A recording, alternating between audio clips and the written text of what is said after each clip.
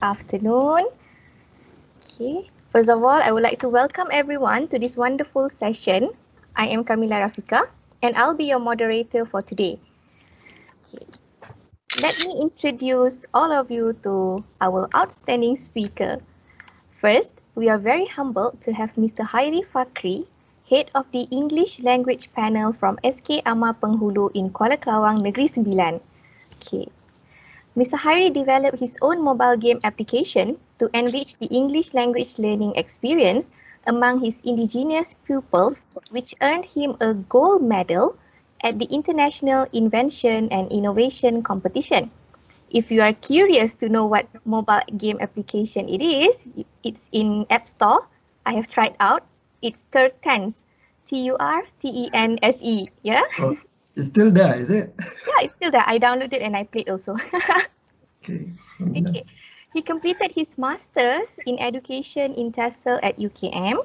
Mr. Khairi is also involved with online remote learning workshops for Asia Pacific Language Center as a verified Microsoft Educator Innovator.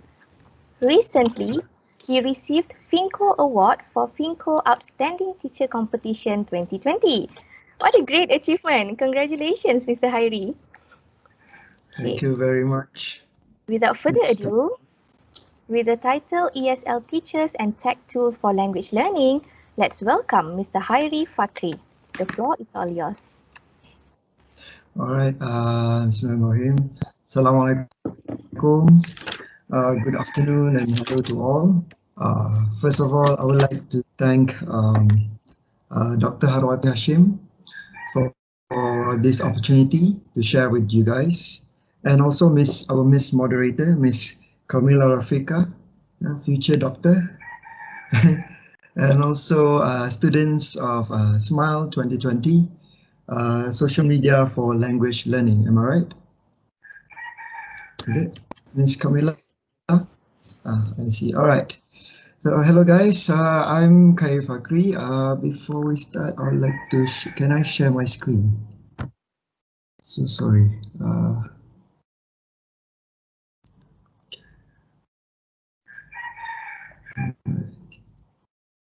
Can you guys see this? Yes. Yes. Yes. Okay, that's good. So I'm going to put notes down. All right. So this session is until 4, is it, Miss Camilla? Yep, until 4. I see. I see. All right. Okay. Now, before we start, allow me to introduce myself first. Okay, let me just put it like this. Can you see the screen? Yes, I can. All right. First of all, my name is Khairi Fakhri. I've been teaching for 5 years now. Okay. I've done my bachelor in TESOL in IPG Tools and On. Then afterwards, I furthered my master's in UKM. That's how I met Dr. Harwati. She taught me language learning strategies. We did a paper together, which is yet to be published. Okay. Currently, I'm teaching in 2 schools. Okay, first of all is in SK Amar Penghulu, Jelebu, full-time. And I'm doing part-time at Asia Pacific Language Center, which is part of Asia Pacific University. And Alhamdulillah, recently I was just announced as the winner of the HIP FinCo Outstanding Teacher Award. Alhamdulillah, maybe it's my rezeki this year. I didn't expect to win pun. But yeah, maybe it's my luck for this year. Okay, here are some contents of what we're going to look throughout this 1 hour. Okay, we have 5 parts. First is the introduction of the school and the backgrounds, because I would like to show you guys the differences in the background of the learners, because one is for young learners. Sekolah Kebangsaan Amar Penghulu is a primary school at the rural mountainous district of Jelebu, and another is Asia Pacific Language Center, which is an international language center for international students Most of them are degree and master students trying to sit for IELTS. So these are two contrasting situation. And then we will go into depth on the low-tech tools that I use. This is mainly for SK Amapolu, and then followed by medium to high-tech tools. This one usually for, mostly I use for Asia Pacific Language Center. And then afterwards, we'll look at the challenges. Yeah, as future teachers, it's important for me to highlight this, the challenges, especially in the new educational norm, the uncharted territories of remote online learning, yeah, and the way forward, next step that I did in order to supplement all the challenges that I've faced during the NCO. All right. Can I show you guys a video? Okay. So this is just a video of my school actually. So can you guys hear the audio? Yeah. So this is SK Amapolo. This is actually a new building. The old building was on the side. This is from a drone. One of our teachers took a picture of this. This is SK Amapolo. So it's located in the rural side. You can see all the jungles behind there. Okay, all the hills there are like the countryside villages and such. Okay, so this is also another video of the place. Been there, very cozy. Yeah, it's very foggy in the morning. Yes. It's very cool. It feels like you're going to Cameron Highland. Highland. This is the signature roof. It symbolizes the Milan culture. Okay. So as future teachers, maybe some of you get posted in city schools and like maybe in language centers, I don't know. But do expect to be posted in rural areas, maybe some even indigenous outposts. Okay, so because those are the areas that need more teachers actually. So don't, it's just kind of like an exposure thing. All right, so this is SK Amapulu, my school. Yeah, it's a primary school, consists of this is sekolah kurang murid. It means the school has less than 200 pupils, so it is labeled as SKM. It has got 115 pupils, and the majority of them are Malay villages, yeah? And 40% of them are indigenous kids. So we have 2 indigenous villages, Temuan, yeah, around the school, and I think around 6 to 7 Malay villages around the school. So so the pupils are 7 to 12 years old, because for primary school we have 6 years of schooling before they sit for UPSR. Okay, it is a rural school in the mountainous district of Jalabu, surrounded by Malay indigenous Temuan villages. And the performance, okay, academic performance, because some of them are underachievers, most of them are intermediate, and some of them are even overachievers. So for each class, we have one standard for each class. So year 1, 1 class, year 2, 1 class, year 3, 1 class. So we have 6 classes. So it's quite a small classroom, but with varying performances, mixed abilities. But the majority of them have a low passing rate. Okay, and like I say, after we go in depth on the low tech tools that I've used for SKM Apollo, then we'll go into depth on medium to high tech tools for Asia Pacific Language Center. So this one is quite different than the primary school just now. This one, okay, in here I taught like adult learners, some of them ranging from 19 to 40 years old. Okay, most of them are international students. So I've taught Egypt, Korean, Russian, Japanese students before. We even have Indonesian, I think, if I'm not mistaken, all around the world, because they all want to sit for IELTS. So we provided intensive English language programs. So it's kind of like intensive programs for 6-level program to prepare you for IELTS. And most of them are master students.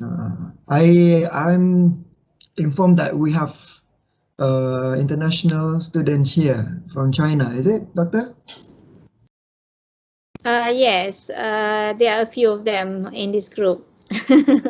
So you may need to also explain in the context of international audience how your school situation is it how do you categorize your school? Is it rural or how I mean in terms of categorization? Is a rural school very rural or I see.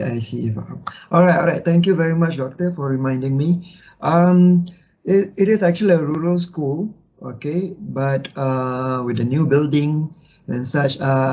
My previous school was much more rural. It's kind of like a majority indigenous, but this one I just got posted in the new school. This is my second school. This one we have a majority of mainstream students, and some minority of them are indigenous.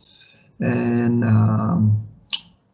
as you all know, some of them they don't have much exposure on the English language. So later when I show you on the platforms, because I have WhatsApp and also Google Meet, okay, so there are some issues or underlying issues over there that you will see later, because when during the lockdown or during the MCO, the restricted movement, a lot of issues happen for me to continue the teaching and learning process, and we will go in depth in that. Just so you know that these two are contrasting schools. One, it has mixed ability students, majority of them low passing rate, and they are young learners, from 7 to 12 years old. But then for Asia Pacific Language Center, they are adult learners. Okay, they're furthering their degree, their masters. Sorry about that. And then they are sitting for IELTS, sitting for the intensive English programs. So most of them are. So this one is tertiary level. So their level is a bit higher compared to the young learners. So did I answer your question, Doctor? Yes, thank you very much. That's great. Okay, so sorry. If you do have anything to ask me, just let me know, because it feels a bit lonely here, just talking to myself. All right. Now I know how you felt. Okay. Sir, can I ask something? Yes. Just want to make some sound here.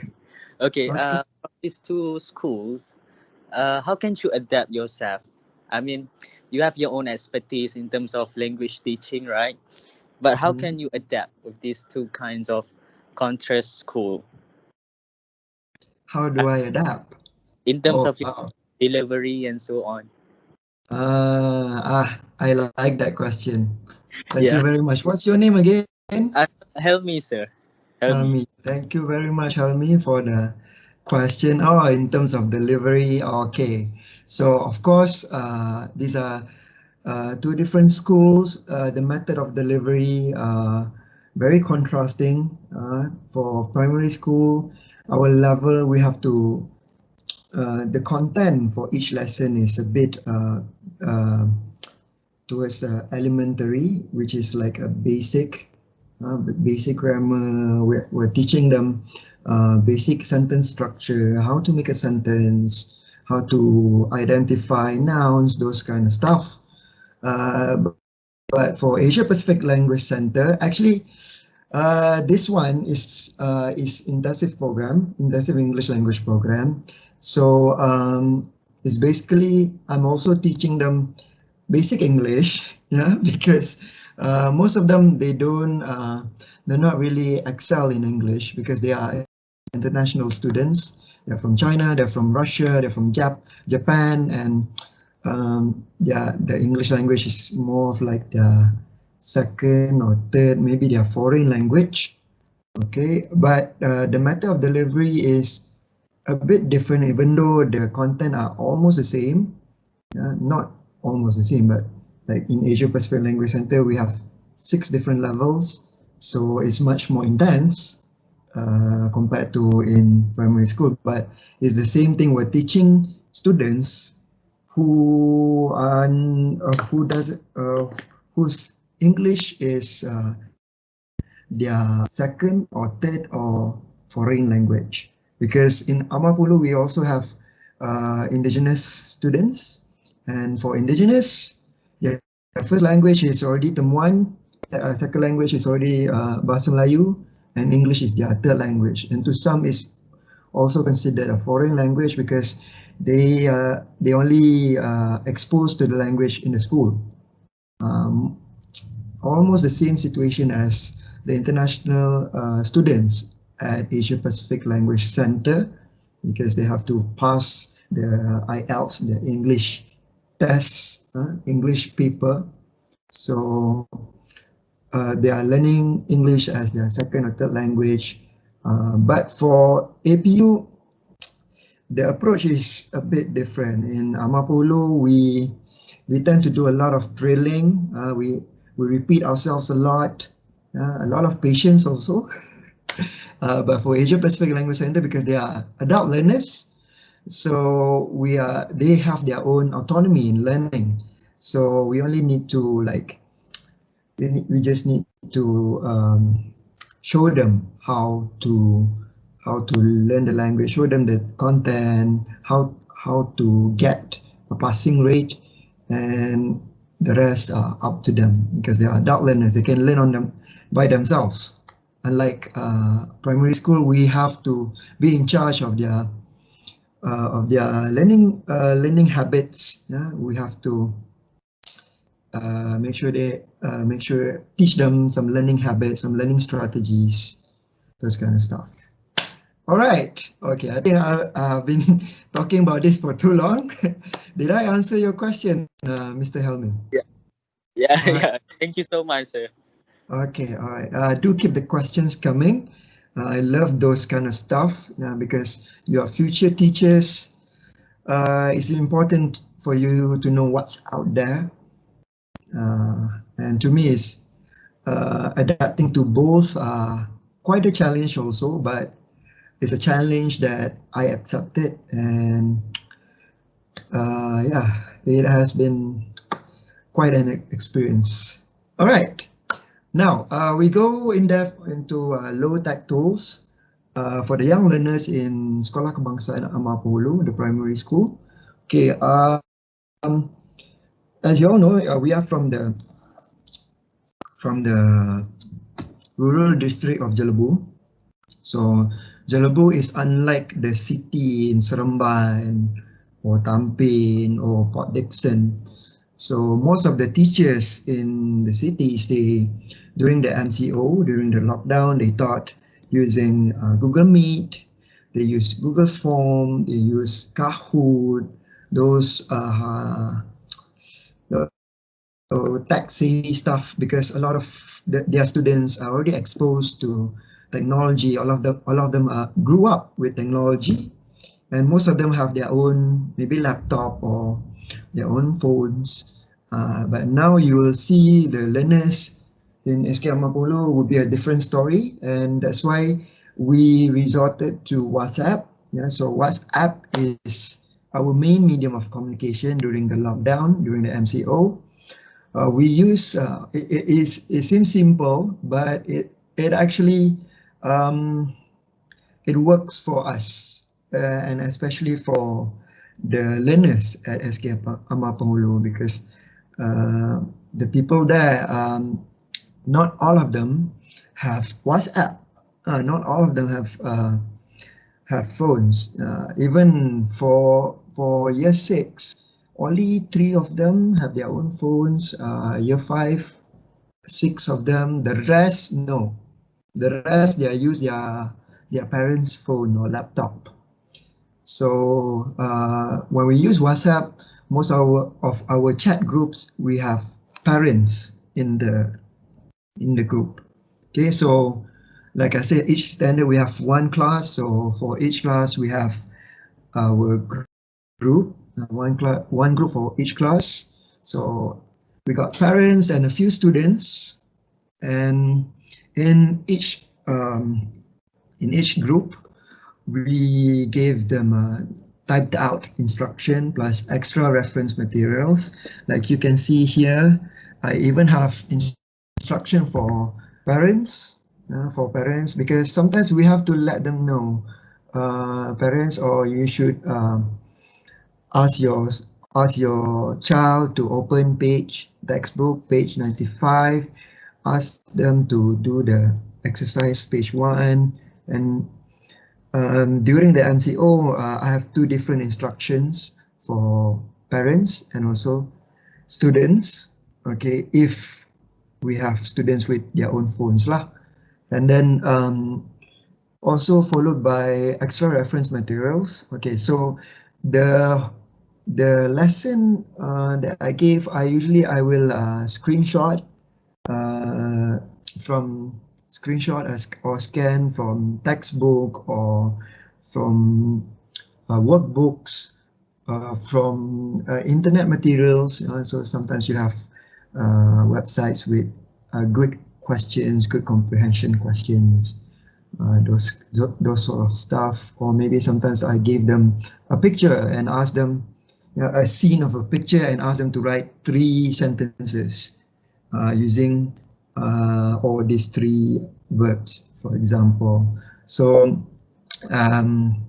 the method is all depends on the teachers. Okay, so for this one, this is 3 Arif.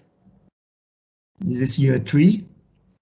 Okay, so some of us, we gave them videos, like I'll give them a typed out instruction followed by videos or things that I've scanned, sometimes picture flashcards. There are even teachers who used Google Form and Kahoot, but then end up only 1 or 2 used it, because later I'll show you why.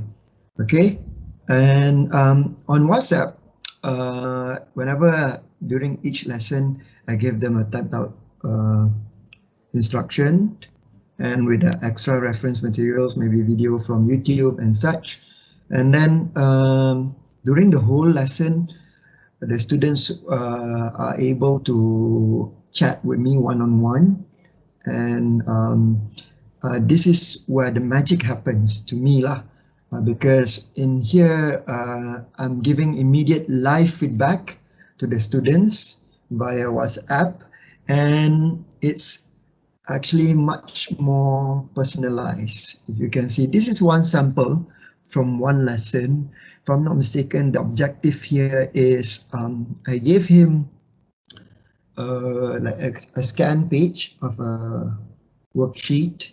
Okay, this one, and then I upload it to the group. Okay, I asked the parents to, if they can, they print it. If they can't print it, they just ask their students maybe to rewrite it in their workbook.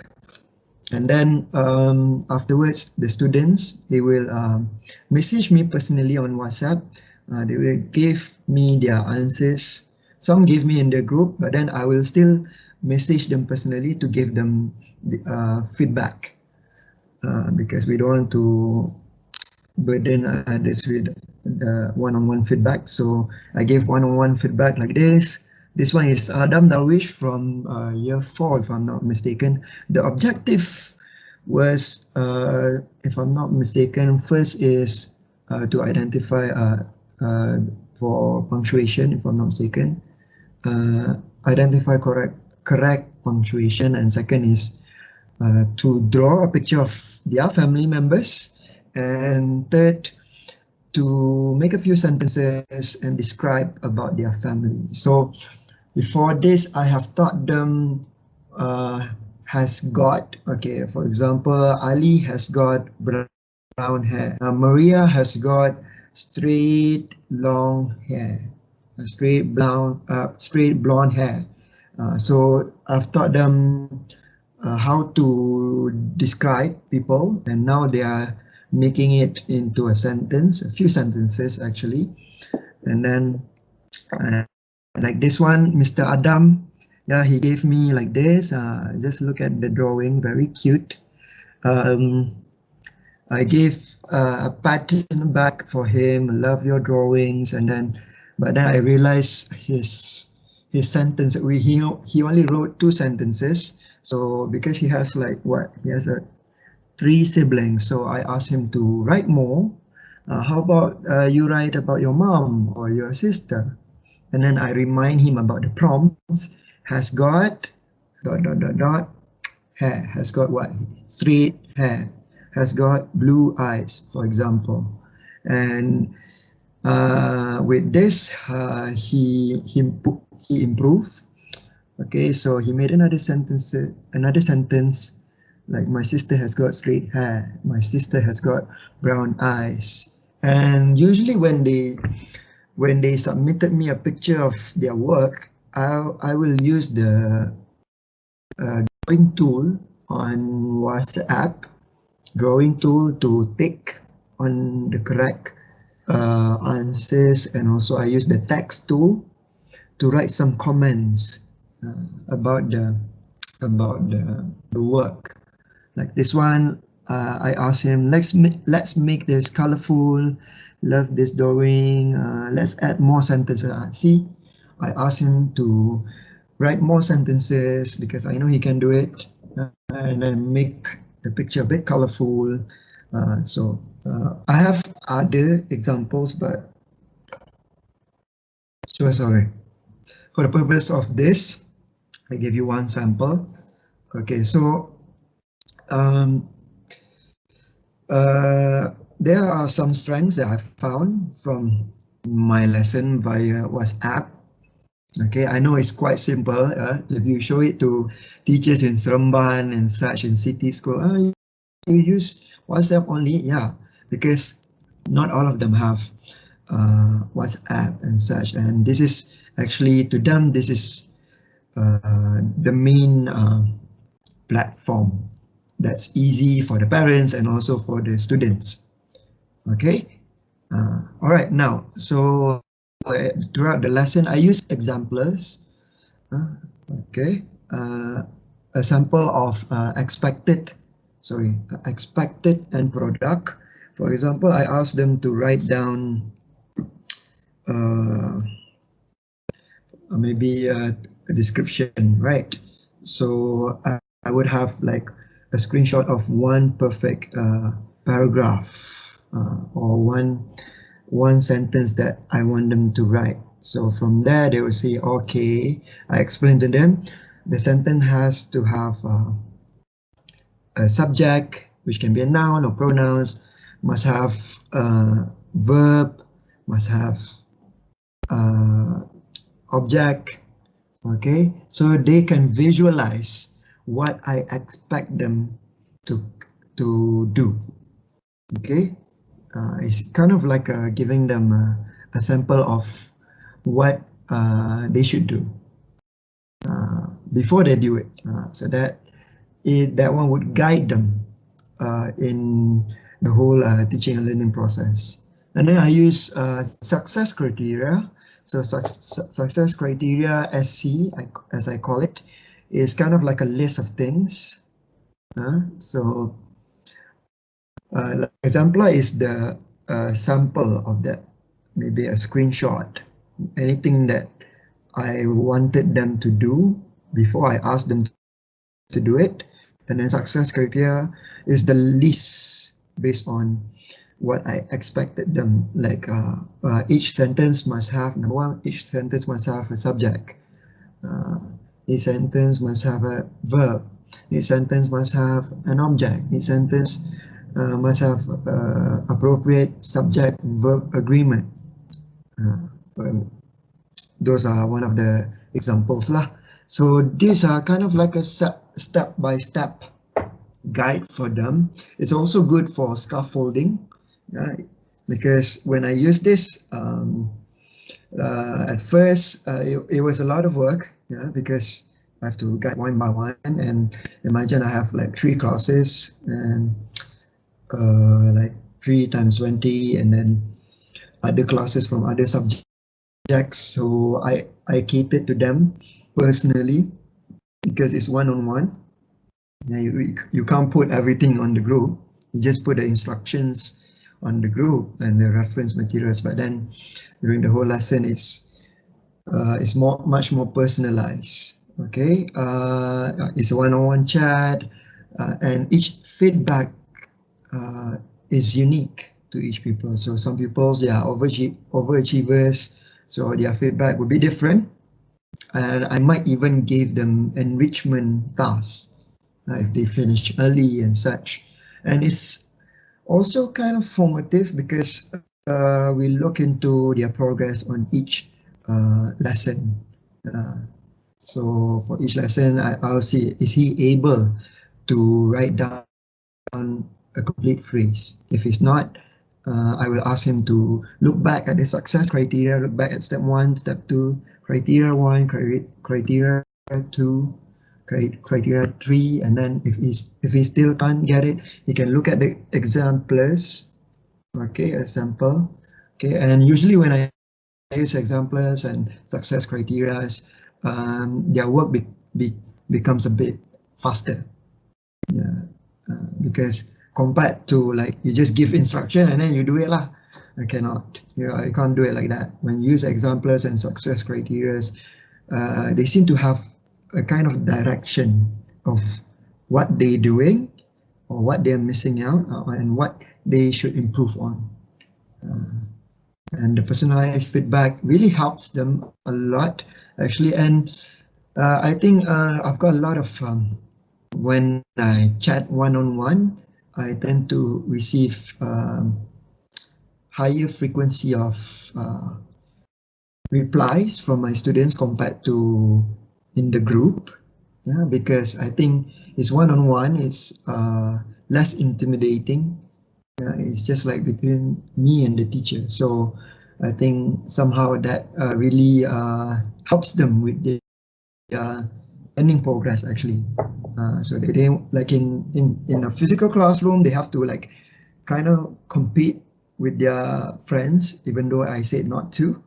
Like they see their friend finish up earlier, so they rush themselves. They become more anxious and such. But when I used the WhatsApp one-on-one, it became less intimidating, and I received a lot of positive feedback from them. Next is problems and issues. Okay, of course there will be some problems, especially when it comes to gadgets. Okay, this is what I meant just now. Okay, because not all of them have their own phones.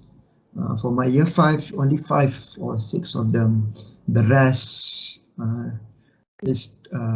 rest they only use their parents' phone, and there was also an issue by the parents also. At one time, one parent complained to the group that she has like 5 schooling children, and all of them are competing to use her phone. So she has to like in one day. So all five of them will get their own assignment, their own task. So she had to like she had to allocate time. Okay, from 9 to 10. Maybe Maria will use her phone. From 10 to 11, this person will use her phone. But then again, it's the parents' phone. Okay.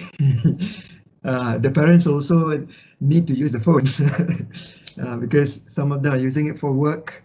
But a lot of them are, a lot of the parents, they are small business. They have their own small businesses over there, their own little restaurant. Not all of them, because it's like not all of them have a professional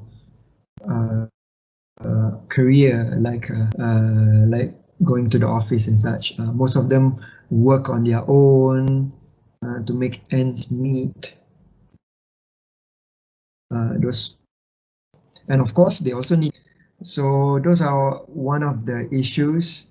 And for my indigenous children, okay, I really pity them because a lot of them, they don't have phones. Okay, usually the rich one they have lah, but then a lot of them they don't have phones. So during the MCO, they were a bit left out.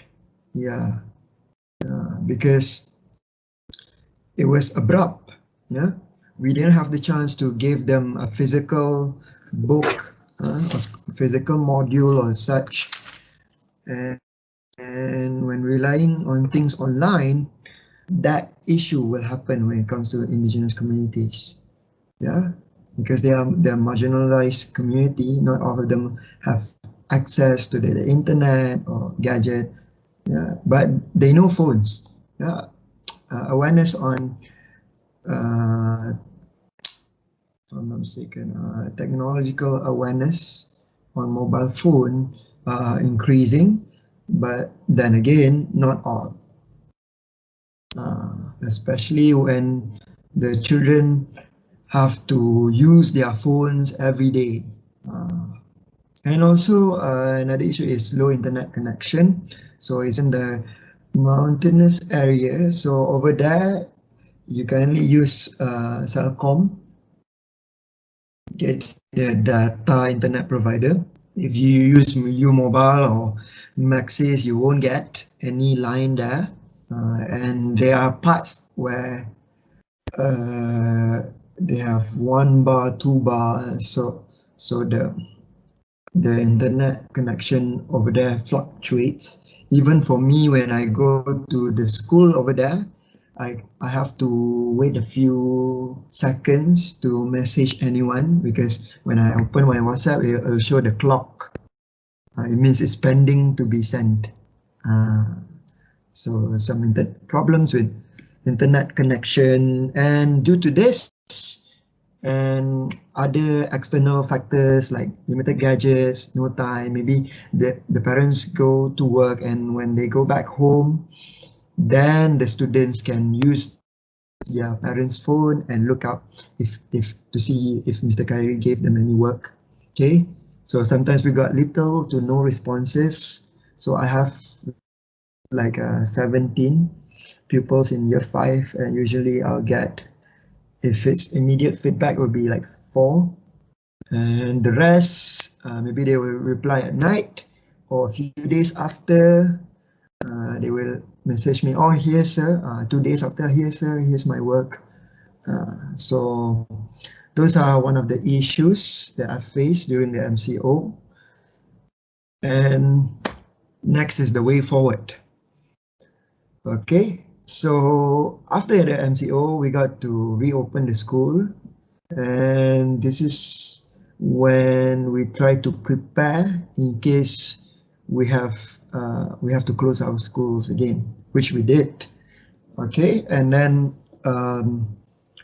so when during that time, students have the choice to whether parents have the choice to whether let their children go to school or stay home, learn from home.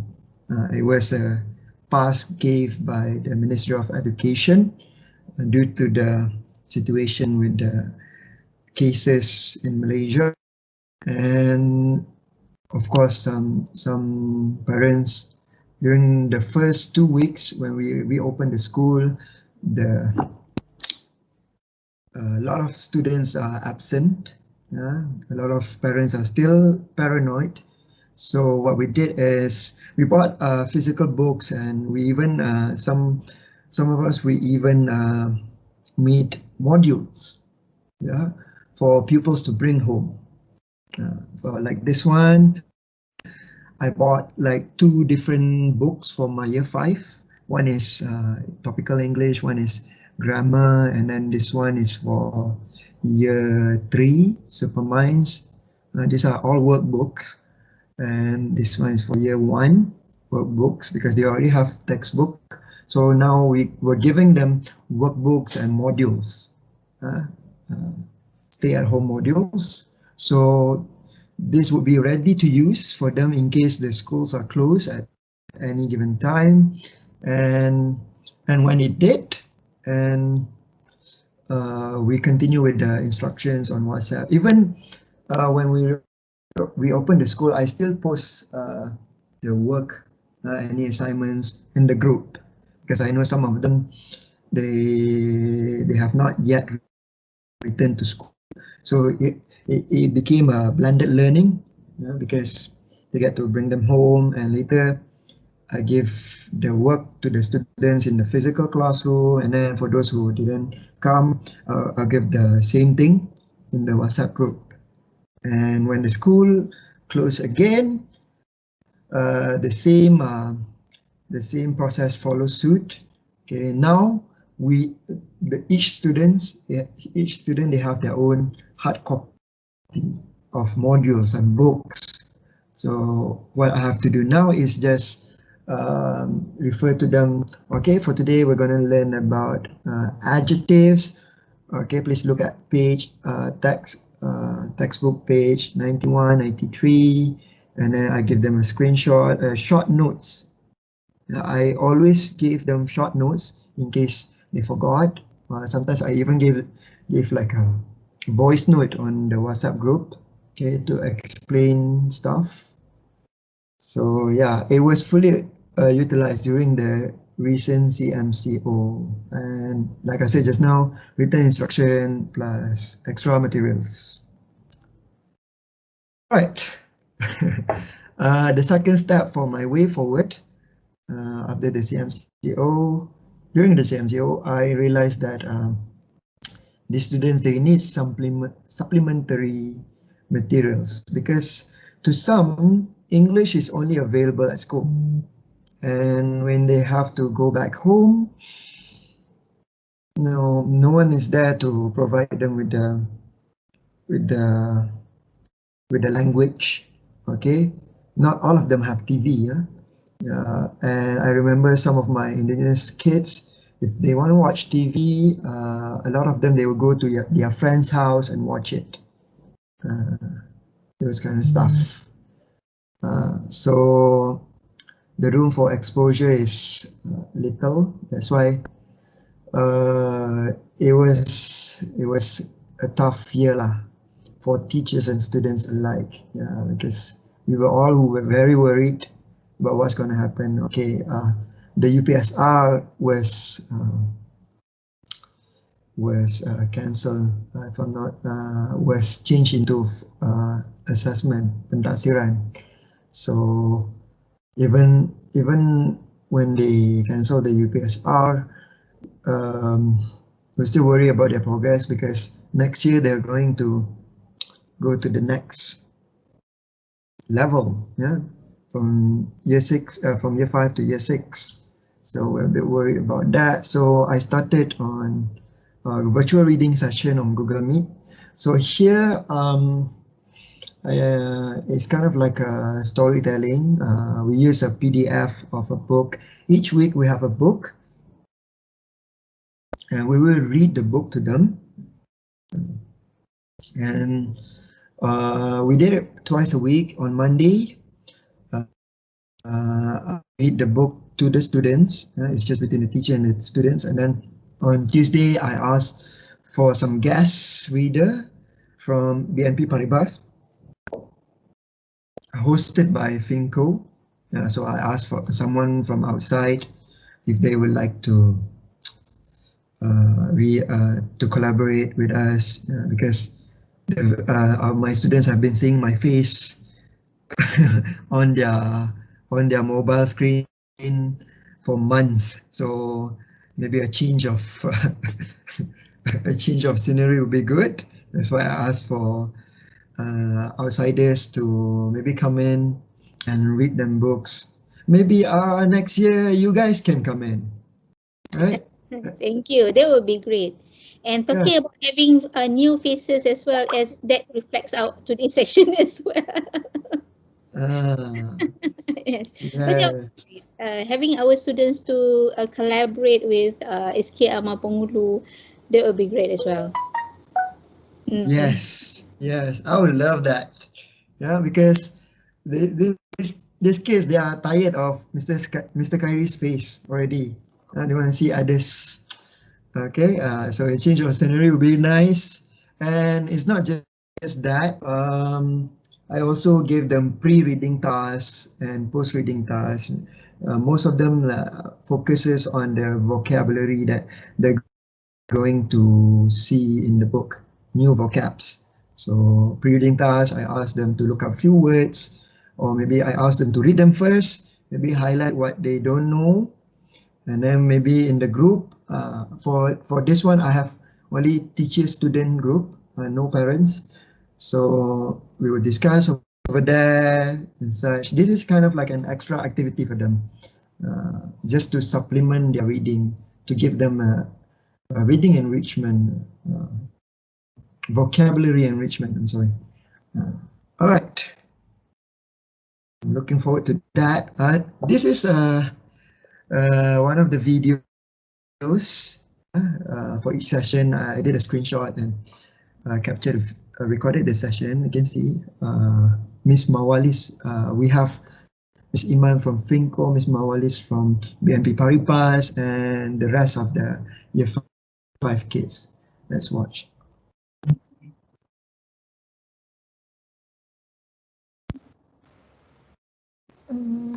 Couldn't hear the sound, Mr. Khairi. Hello? Yeah? Couldn't hear the sound. Oh. Okay. Let me stop sharing and share again. I forgot to include the sound. Okay. Here. Can you hear it now? Okay, so everyone, Yes, hi you, to Miss Khairi. Morris, hi. Hi. Hi. Today, Hi.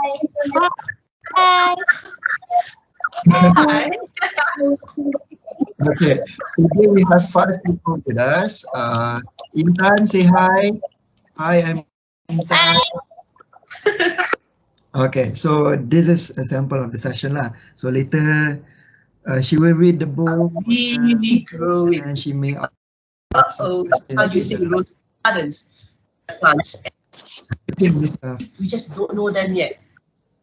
So yeah, this is what we did. So maybe next year we'll see you guys, and also Miss Camilla perhaps. That would be great. It'd be nice. I like to do this sort of stuff with them, so to keep things interesting. When it comes to kids, yes, when it comes to young learners, you have to keep things interesting. You have to keep continuously grab their attention. So that's why I continuously looking for ways to make English language interesting to them, to attract them towards the language. By inviting these people, you see, Miss Mawali is very fluent in English, and she's a female lawyer. A lot of girls love her. They say, "Oh wow, she's a lawyer."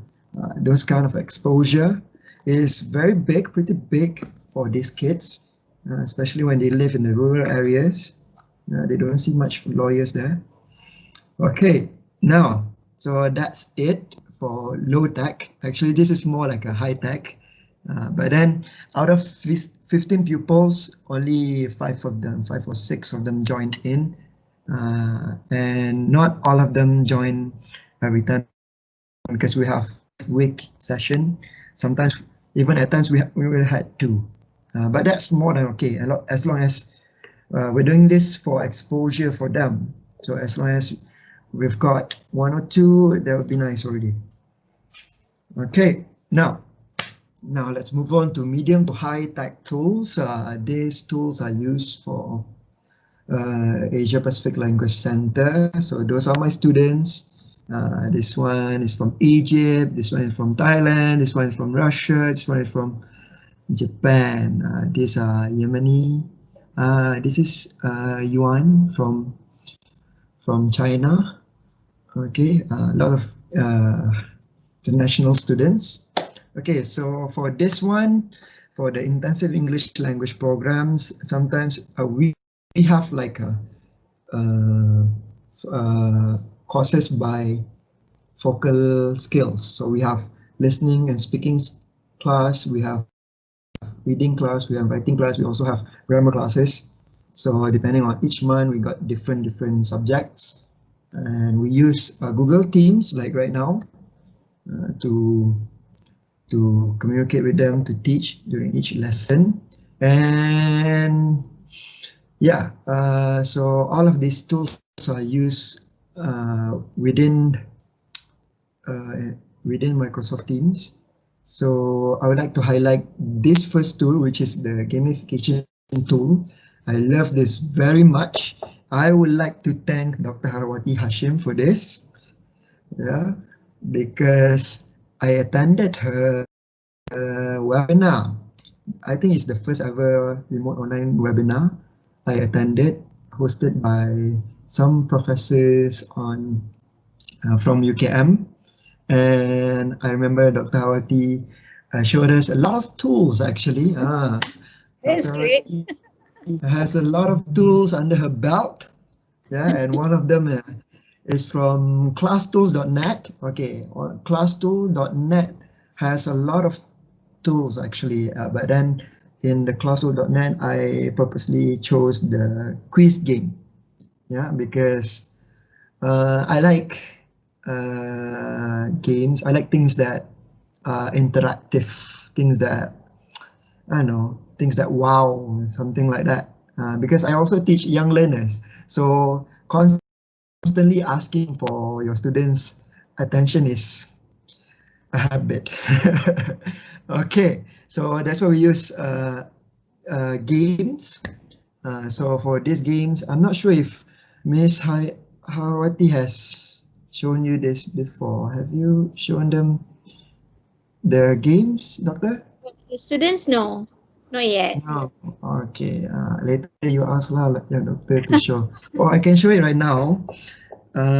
Wait. I have it on my tab actually. Wait, yeah. This one, not this one. Yes, this one. So this one is for pronouns, if I'm not mistaken. Maybe you have to stop sharing and reshare, Khairi. Okay. Alright. Yeah. Okay. Okay, I forgot because the interface is a bit different. Okay. Okay, this one. Tab. Is it this one? Can you guys see this?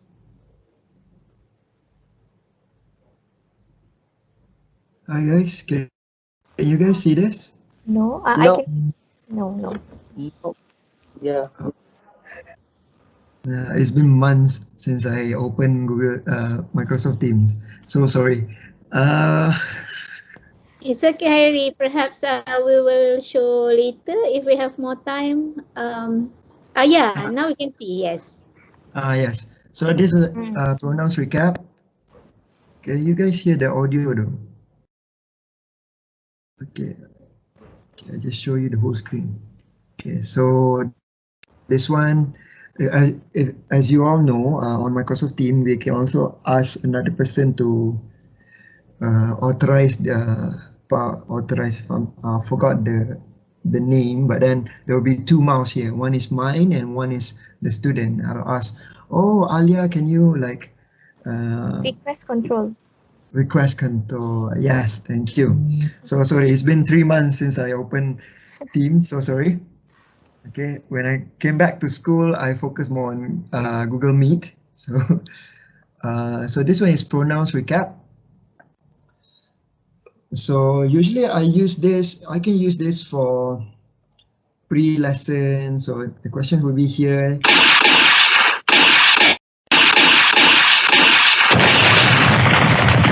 So Camila, how about you request for control?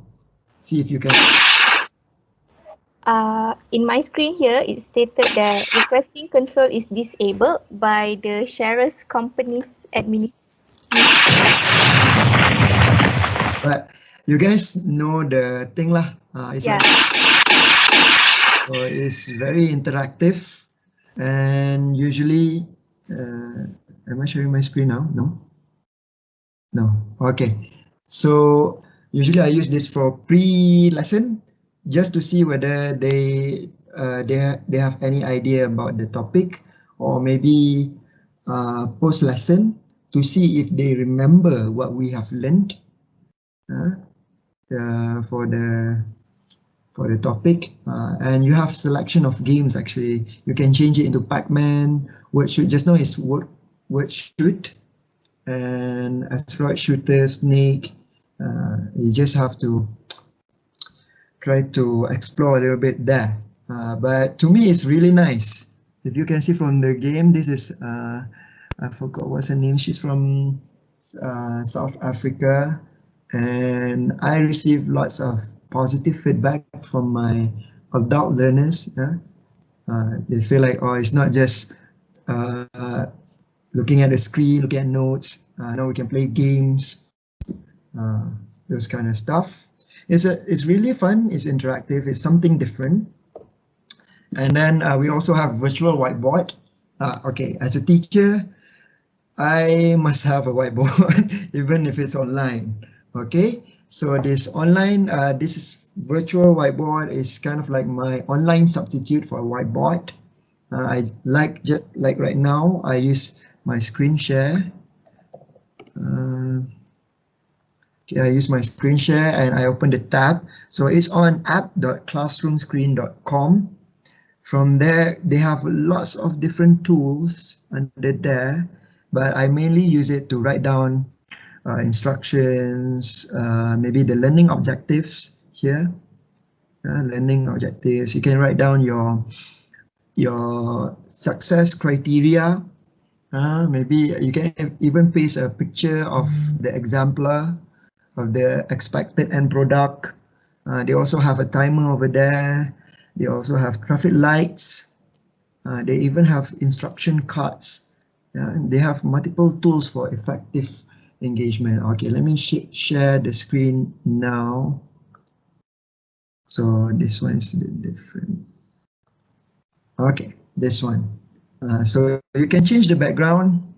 You can change it into a plain color, perhaps. Here you can write down anything. They have background. They have random name. Like this. So Ali, Alia, Alili, for example, choose. So you want to choose one person to present. You can use the random name. You also have the dice for any games, sound level, media, QR code. Okay. Yes.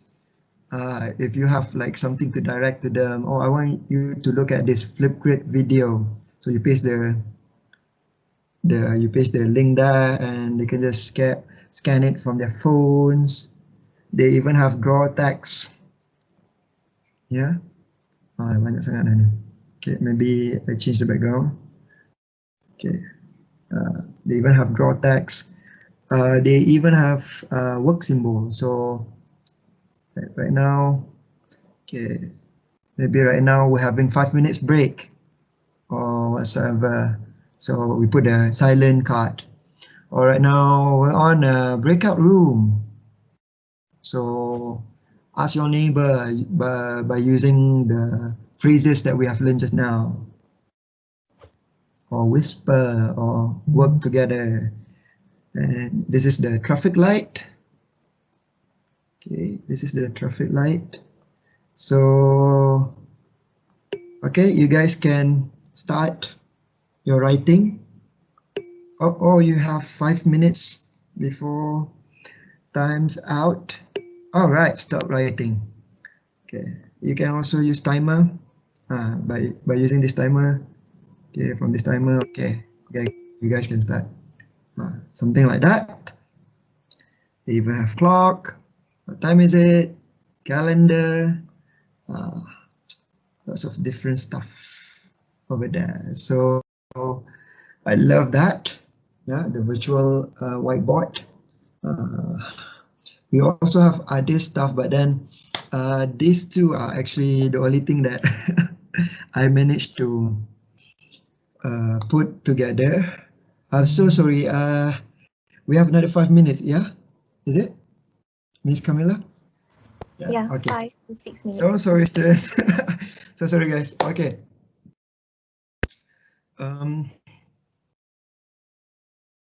All right. Now we go back to why is it still there? Okay, no.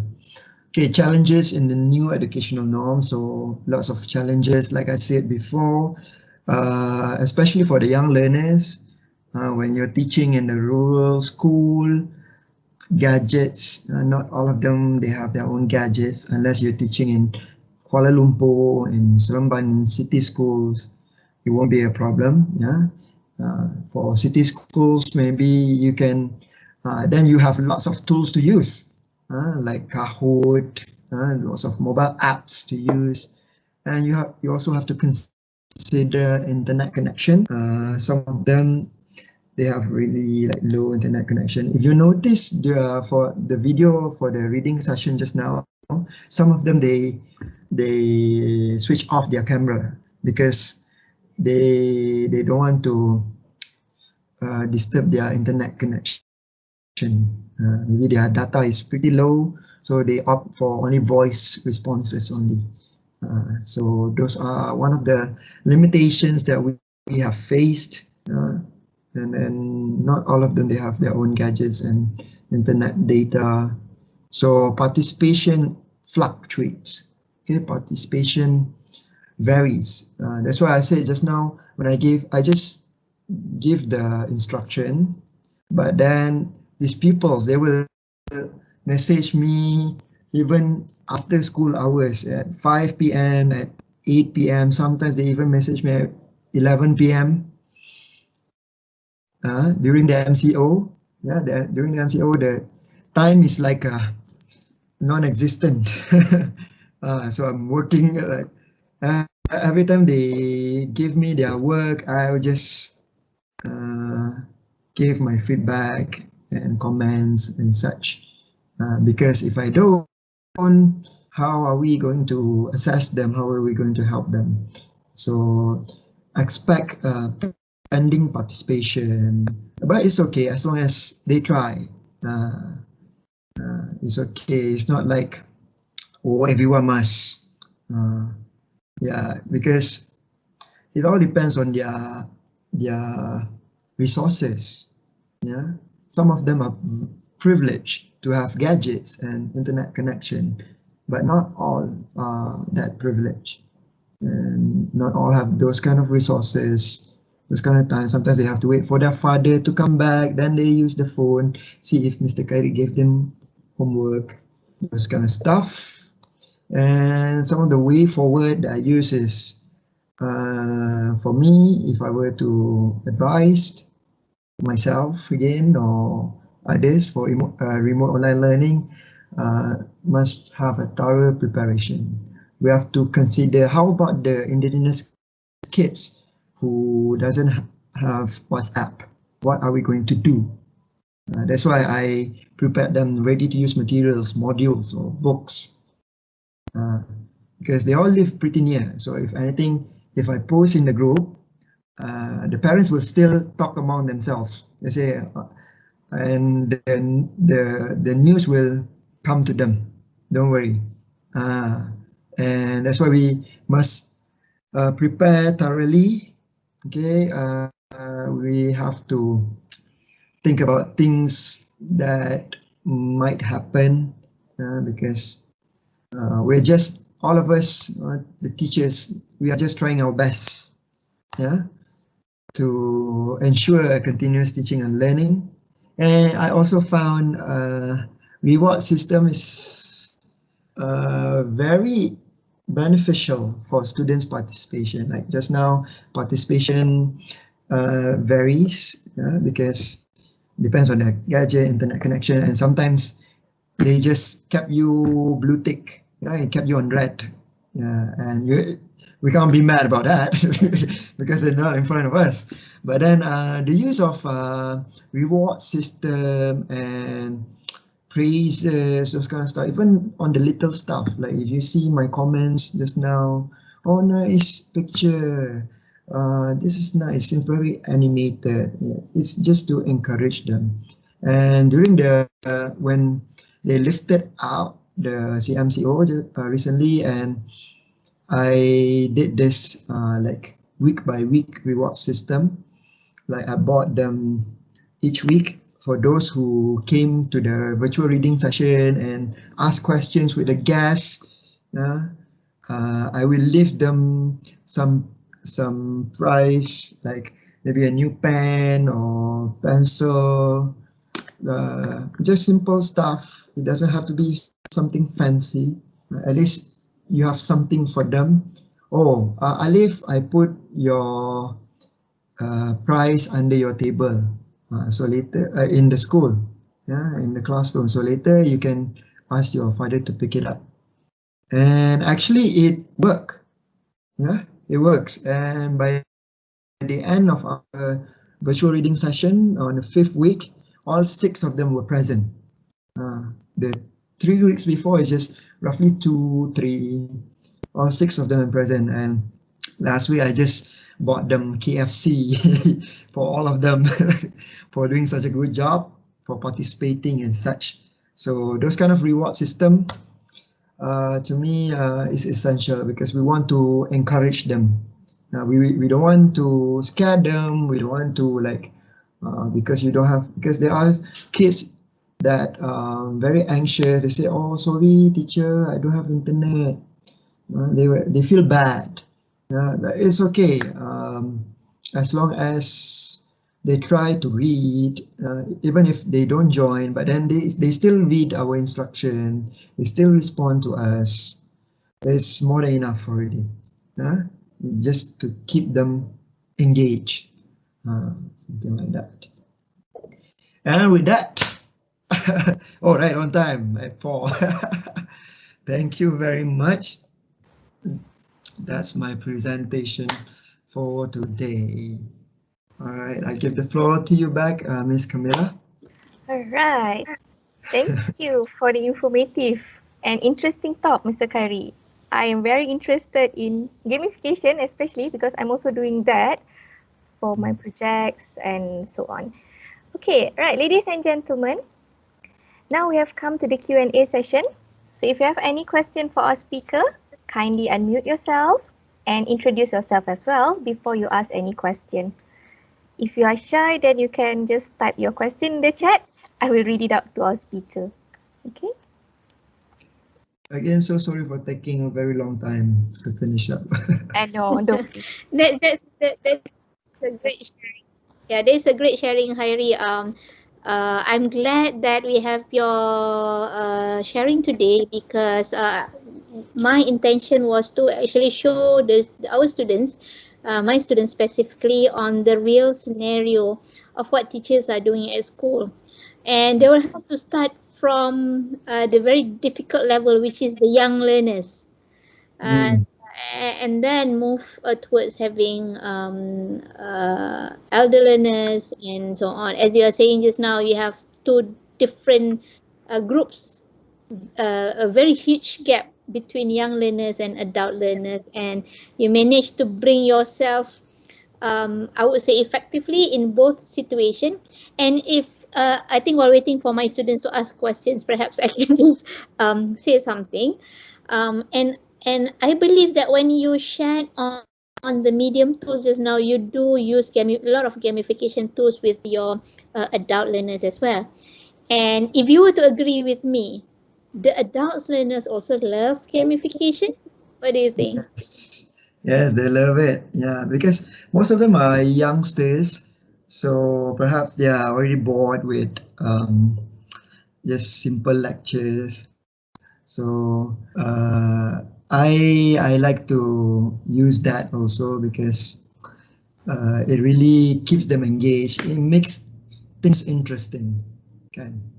Like every class is challenging because you have like different objective is one thing, learning objective is one thing, which is referring to your learning outcome. Another one is the specific group. Another one, the motivation level of the learners as well is like fluctuating from one time to another. So yeah, every lesson is unique by itself. Am I right? Yes, I agree with you. That's why we constantly need to revise and rejuvenate according to you. Yes, Yeah. rejuvenating lesson. Yes. All right, so we have question. Excuse me, Mr. Khairi, we have one question here in the chat from Siti Nur Sofia. So she's asking, is there any action taken if there are any students who are not involved in any of the online activities? Okay. So which online activity actually? Because if it's for the reading, it's more like extracurricular activity. So it's more like extra thing. If you want to come. If you don't want, it's okay. Because we also have issues with the parents actually, because there's one time the parents were very mad. Yeah, he put in a group. Jangan bagi, don't give any more homework. Maybe it's too much, those kind of stuff. So what we did was we just give, yeah. We just continue on the lesson, but maybe like not to make the lesson macam a bit intimidating. So if they can't, usually I would say, oh, it's okay, we missed you. I'll try to counter it back. Yeah, I will mention in the group, oh, Alif, Kaisara, we missed you. And then the others, they will respond, yeah, we miss you too. And then the next week they will join.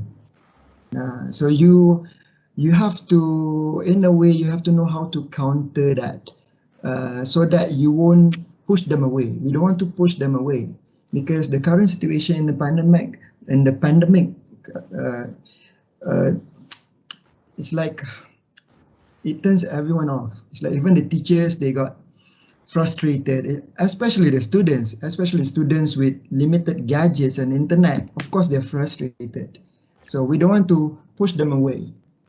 So if that happens, we try our best to just constantly attract them, constantly make them feel comfortable with it. Did I answer the question? For me, yes. Okay. Okay. Okay, right. Thank you, Mr. Khairi. Is there any question? Because I have one question as well to ask Mr. Khairi. I know Ilya Aminuddin. Miss Aini. Hi, I have a question. So according to you, Mr. Khairi, is there any significant effects of online learning to students' performance? I see. Significant effects. Okay. Only one question, huh? Okay. All right. Significant performance. Okay. To measure those performance, okay, so we have to assess formatively. So what I did was like I look at their formative assessment. That's why I did formative assessment, but not like for each lesson. So for that one, our topic was, for example, maybe nouns or maybe pronouns. Okay, so I'll see throughout that 1 week, see if they can do it. If not, we will revise again. I will revise on my approach, on my instructions. Maybe I give extra materials and such. And to say it's significant, I would say the personalized feedback, the success criteria, all those factors do contribute a lot, do place a significant amount on their performance, because for the first month of the MCO, the teachers and also the teachers are a bit frustrated because we're still figuring out, okay, how do we want to do this? How do we want to maximize feedbacks and responses from students? And because some of them, they just kept us on read, they just left it like that. And as we revise formatively, actually, and we reflect on our teaching, I think it does place a significant amount, especially for those who have the gadgets and also the internet connection. But then that's why I show you the way forward. That's why we have the way forward. Now that they have their own physical modules and such, participation and also performance are a lot higher, a lot better actually. Now that we know what to do now, how we can improve it, and yeah, so that's it. I'm so afraid of not being able to answer questions. So sorry. You're doing great. Okay. You have answered your question. Okay. I have one question also. Okay. Can Yeah. I ask? Okay. Yes. Okay, Mr. Khairi. I'm also teaching in Seremban, but in Seremban City. Okay. Okay. And my question is, how do you cater to their language proficiency? Because even in Seremban, when I teach English, I have to sometimes translate to Bahasa. So how do you overcome those problems? Do you translate or do you use dual language in your class? I see. Okay. I use dual language actually. So if you notice from my the screenshots I showed you now, they will have like one in Malay and one in English. Sometimes the English first and then the Malay first, because I want them to know, to be able to, at least if they can't understand the whole sentence, they can understand, they can at least understand the Malay part, because these are rural kids and some of them are indigenous kids, so English is like their third or foreign language. So to me personally, bilingualism or dual language is actually essential for their comprehension. But then it's not like all in Malay. No, don't use all Malay. Just make sure if you want to give instruction in English or in Malay, you must have the other language. Those kind of stuff. And sometimes I always put on, share with them videos on YouTube, extra materials. That's also why we conducted that virtual reading. We want to supplement them with more things because they need more exposure towards those things. So for me, no issue. But maybe to others they have. It all depends on the teacher's prerogative, because you know your students, right? True. And, Okay. Thank you, Mr. Khairi. Can't understand you. How are they going to?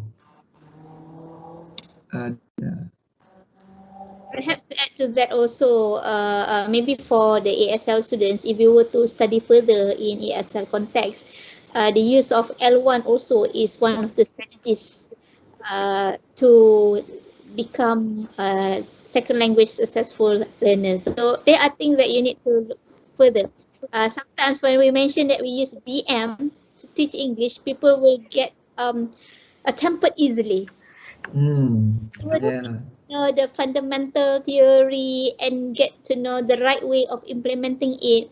The fact that Mr. Khairi used both language for instruction, that is good because many studies have proven that when it comes to self-directed learning, independent learning, online learning, where teachers present is minimum, the instruction has to be clear. Yes. Has to be clear. So the instruction is always the main challenge or the main factor that contributes to the major errors after that. So having that instruction clearly understood by the students is very important. So they are always aware to use L1 and everything.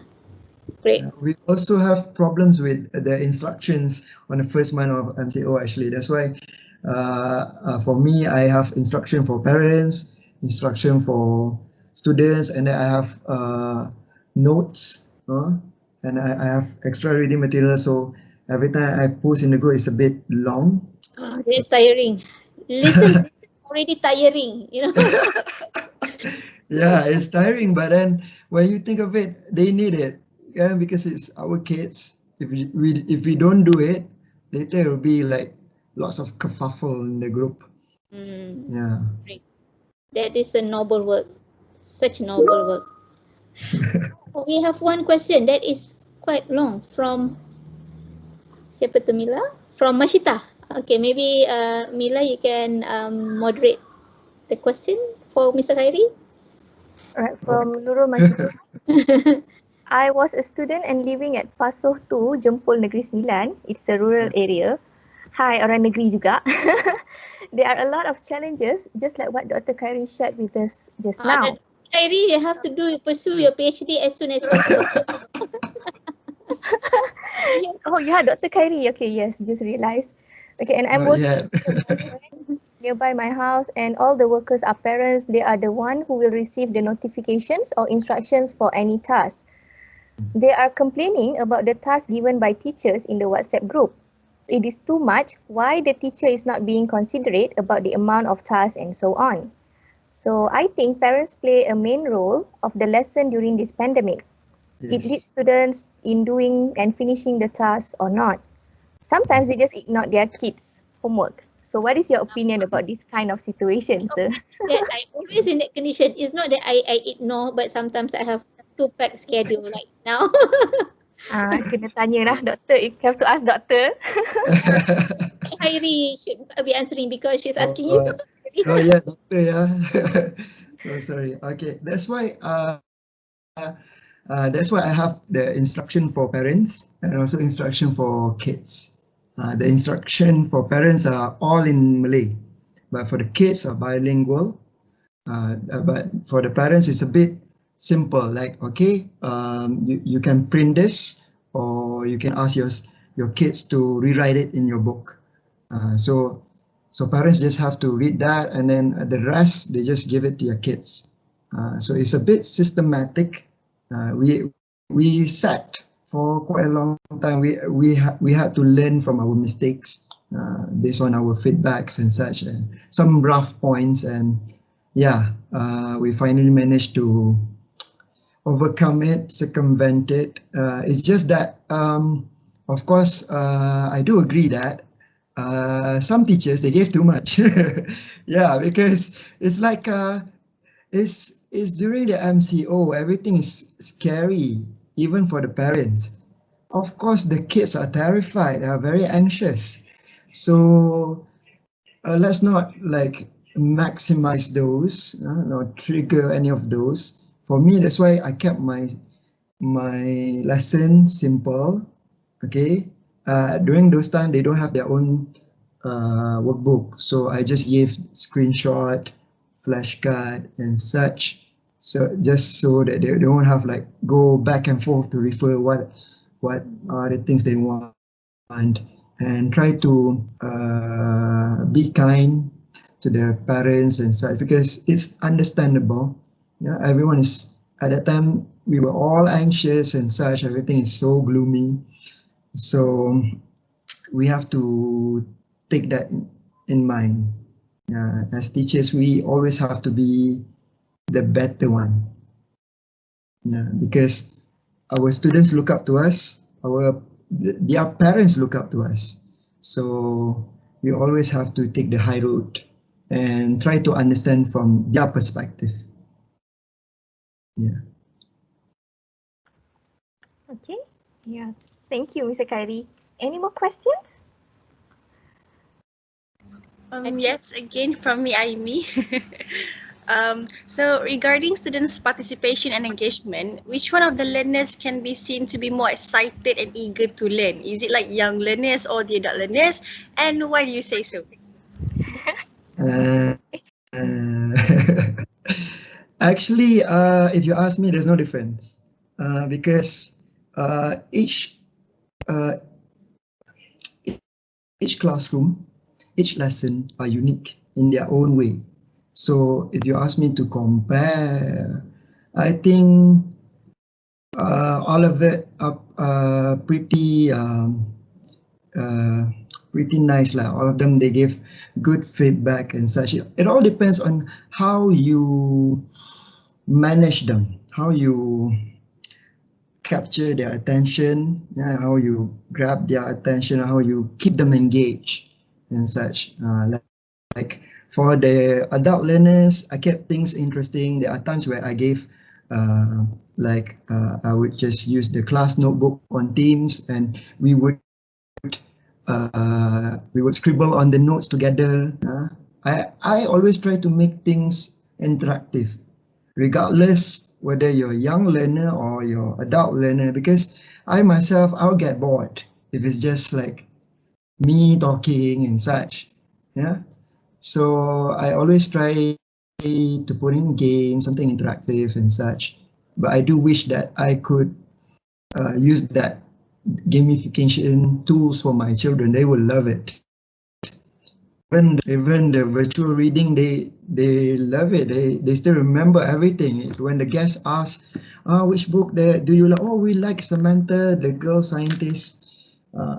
So being a teacher, you always have to keep things interesting, keep your student engaged. So if you ask me to choose, no, I can't choose, because all of them are good. Yeah, it all depends on you. There's no difference. It all depends on how you do it. That's it. Okay. Right. Okay, thank you. Okay. Any more questions? Probably we could have one last one if we have one. Maybe we have one last one. Hi. Yes.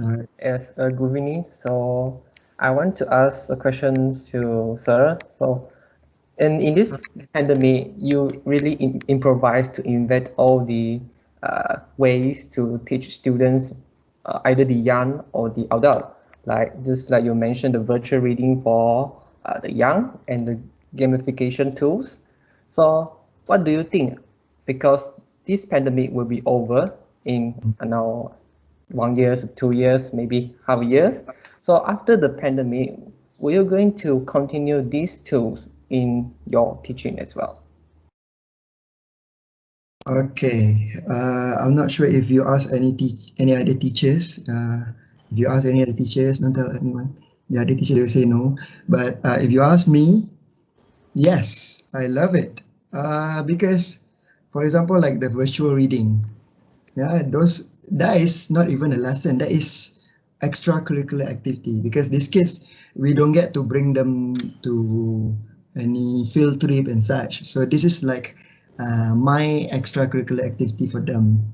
So I even ask my guests if they want to come in for next year. Yeah. How about you guys? Yeah, come in next year. Try to read them some books.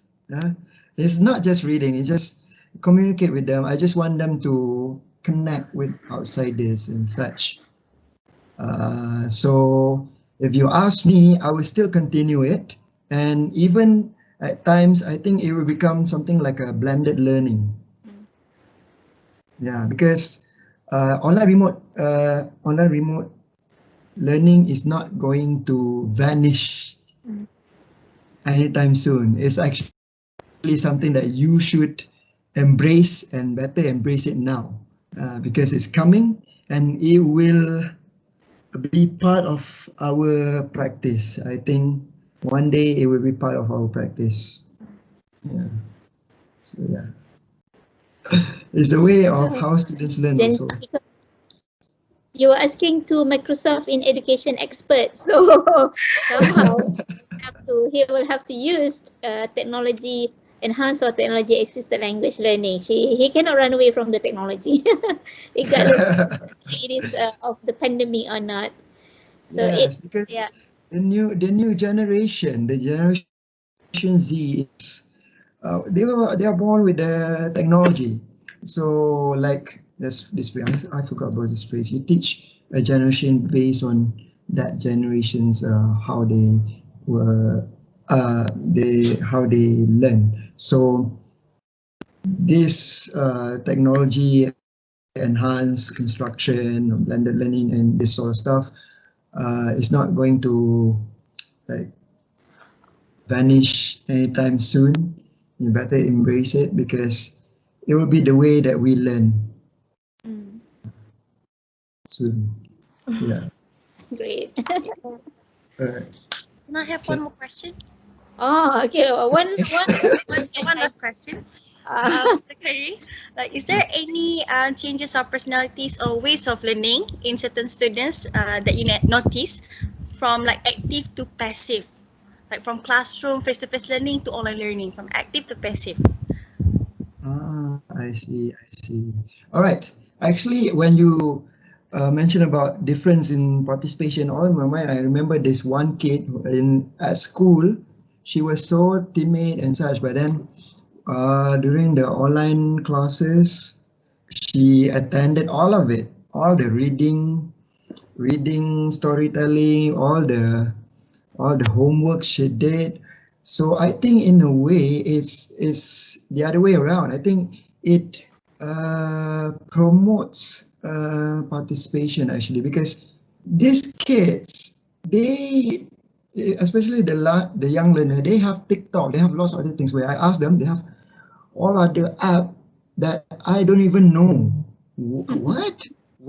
Oh, you have TikTok, you have Facebook, and they are always on their phone, and I think it's something that because holding a phone or gadget is their own behavioral habit nowadays for their generation. So if you ask me, it promotes their participation actually.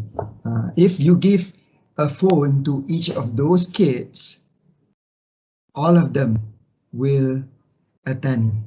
Trust me, because this is just the limitation based on their socio-economic situation, their parents. Yeah, they're still kids, but when they grow up, if you give all of them, if you sponsor them a phone each,